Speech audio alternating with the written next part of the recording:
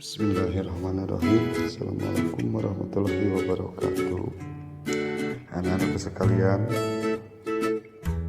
peserta MPLS siswa-siswi SMP Negeri 1 Tarogong Kidul tahun ajaran 2021-2022. Bapak ucapkan selamat berjumpa dengan Bapak dalam kegiatan MPLS ini, di mana pada kesempatan ini Bapak akan menyampaikan materi tentang wawasan wiyata mandala.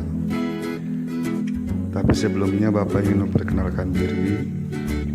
Nama Bapak adalah Irfan Aspade.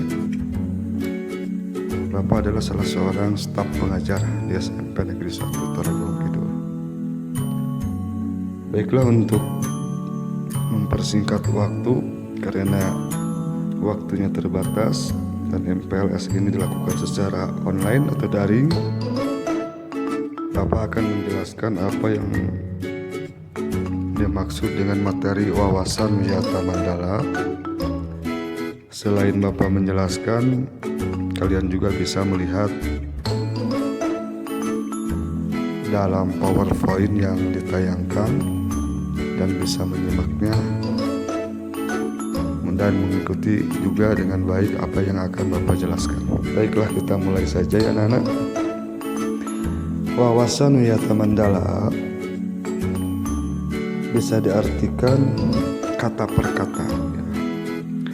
Wawasan artinya adalah suatu pandangan atau sikap yang mendalam terhadap suatu hakikat. Wiyata artinya pendidikan, dan mandala tempat atau lingkungan. Sehingga wiyata mandala adalah wawasan wiyata mandala itu bisa diartikan sikap menghargai dan bertanggung jawab terhadap lingkungan sekolah sebagai tempat menuntut ilmu pengetahuan. Mengapa di sini yang menjadi wiyata mandala itu adalah sekolah? Karena di sini sekolah memiliki unsur-unsur yang berkaitan dengan wiyata mandala. Unsur-unsur tersebut yaitu pertama, sekolah merupakan lingkungan pendidikan. Yang kedua, kepala sekolah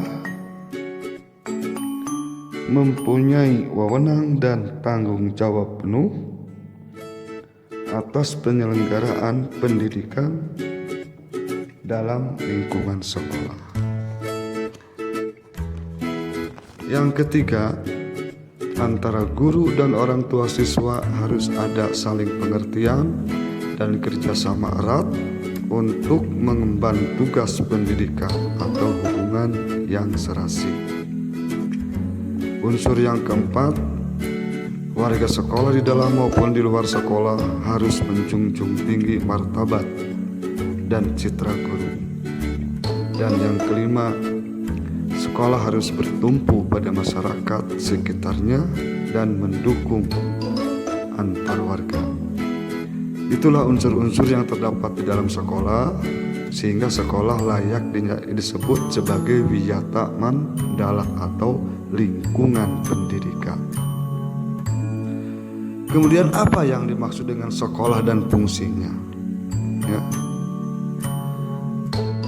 Sekolah merupakan tempat penyelenggaraan proses belajar mengajar, menanamkan dan mengembangkan berbagai nilai, ilmu pengetahuan, teknologi, dan keterampilan. Sehingga sekolah merupakan lembaga pendidikan formal, tempat berlangsungnya PBM atau proses belajar mengajar untuk membina dan mengembangkan. Pertama, apa yang dibina dan dikembangkan itu? ilmu pengetahuan dan teknologi. Yang kedua, pandangan hidup atau kepribadian. Yang ketiga, hubungan antara manusia dengan lingkungan atau manusia dengan Tuhannya. Dan yang keempat, kemampuan berkarya. Berikutnya, apa itu fungsi sekolah? Fungsi sekolah adalah sebagai tempat masyarakat belajar karena memiliki aturan atau tata tertib kehidupan yang mengatur hubungan antara guru, pengelola pendidikan siswa dalam PBM untuk mencapai tujuan pendidikan yang telah ditetapkan dalam suasana yang dinamis. Itu adalah fungsi sekolah. Ya. Anak-anakku sekalian, dari apa yang Bapak jelaskan tadi mengenai wawasan Wiyata Mandala, kalian bisa mengetahui bahwa sekolah itu berfungsi terutama untuk apa? Tempat masyarakat belajar. Karena di sekolah dibarengi dengan aturan atau tata tertib kehidupan yang mengatur hubungan baik itu guru, penyelenggara pendidikan, ya, pengelola pendidikan dalam PBN, sehingga tujuan dapat tercapai dalam suasana yang dinamis. Lalu apa ciri-ciri dari sekolah? Sekolah memiliki beberapa ciri ya sebagai masyarakat belajar.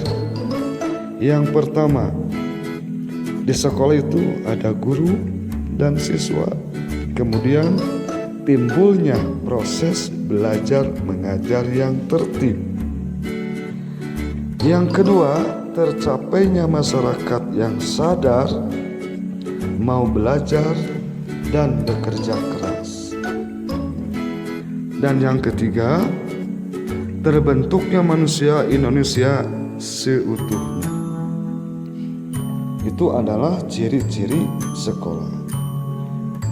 Dan sekolah pun sebagai Wiyata Mandala atau lingkungan pendidikan memiliki sebuah prinsip.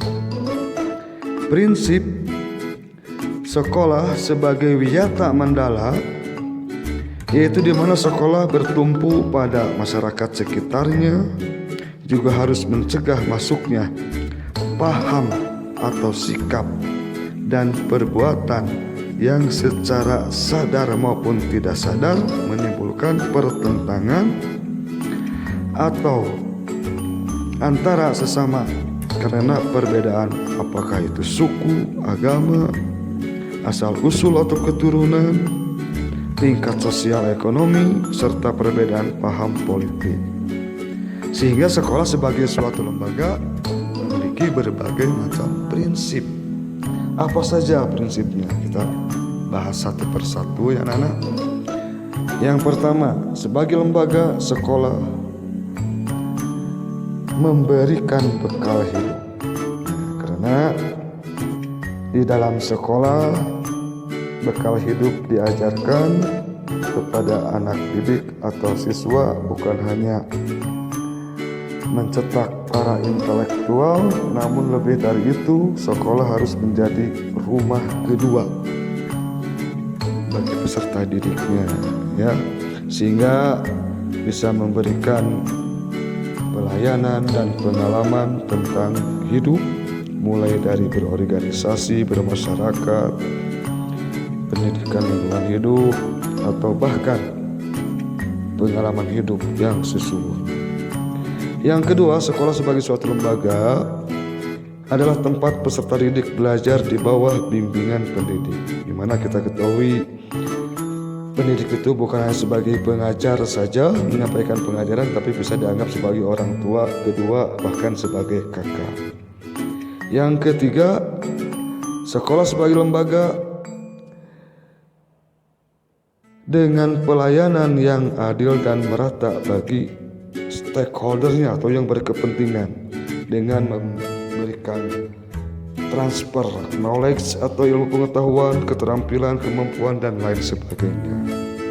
Yang keempat, sekolah sebagai lembaga pengembangan bakat dan minat siswa. Sebab bakat dan minat kalau tidak dikembangkan tidak akan berjalan dengan baik. Yang kelima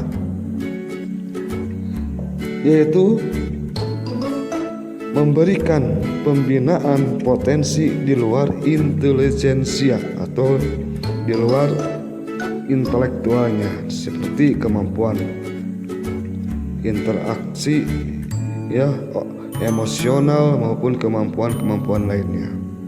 Yang keenam, memberikan perhatian serius untuk mengembangkan kemampuan emosional dan sosial.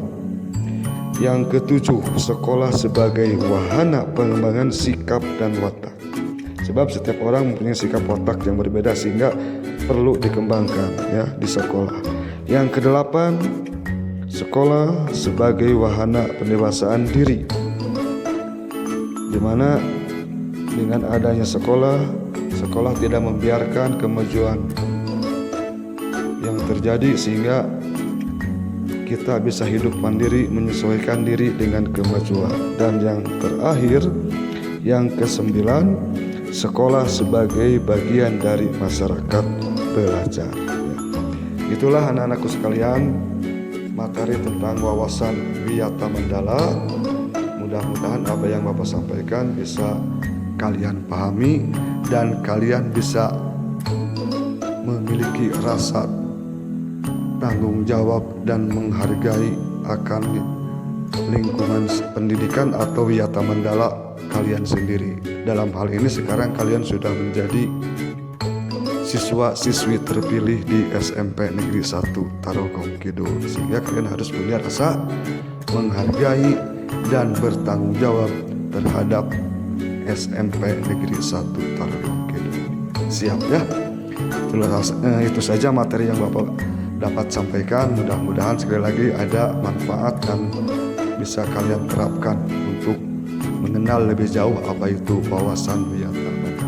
Sekian, akhirul kalam Bapak ucapkan wassalamualaikum warahmatullahi wabarakatuh. Salam Star Kid. Terima kasih.